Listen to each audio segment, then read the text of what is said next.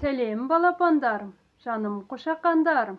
Tamaşalap Kokoşben Pikoş'tun kuanışların. Kollarımdı kıygerip, kuşağımdı kepkerip, yıkırıp oynayman, oyunga hiç duymayman.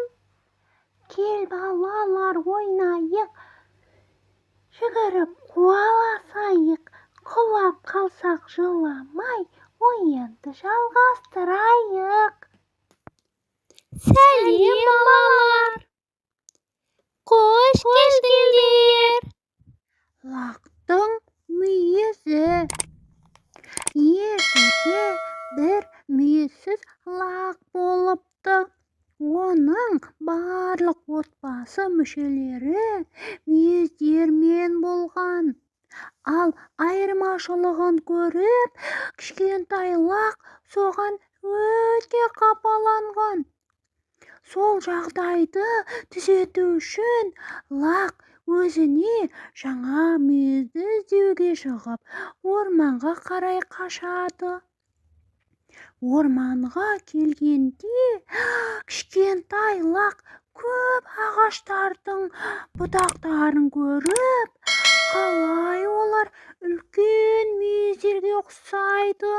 Мен жинап олардан өзіме мүйіз жасайын деп ойлайды.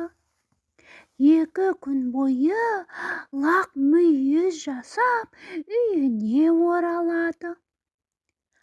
Ол ата-анасына мақтанып, менде ең үлкен және ең әдемі мүйіз бар деп мақтанады. Ата-анасы оған үндемейді. 1 ай өтеді. Өкінішке орай, бұтақтар құрғап қалып, түсе бастайды. Оны көріп лақтың көңілі қайтадан бұзылады. Сонда ешкі ана, лағым-ау, сен неге өз-өзіңді алдап жүрсің? Деп сұрайды. Өйткені сіздердің барлықтарыңда мүйіз бар, ал менде жоқ. Менде мүйізді болғым келеді. Неге менде мүйіз жоқ? Деп өксіп жылап анасынан сұрайды.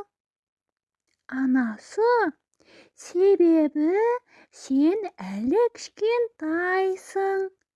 Үлкейгенде сенің мүйіздерің өседі, деп жауап береді. 5-6 ай өтеді. Көктем келгенде лақтың мүйізі өседі. Соған лақ текеге оралып, анашым, менде мүйіз өсті, деп қуанып айқайлайды. Сонда лақ ешқашан мақтанбау және өтірік айтпау керек екенін түсінеді. Балалар, ойынымыз сендерге ұнап жатыр ма? Тамаша! Арнамызға тіркелуді ұмытпаңыздар. Сау болыңыздар. Келесіде кездескенше.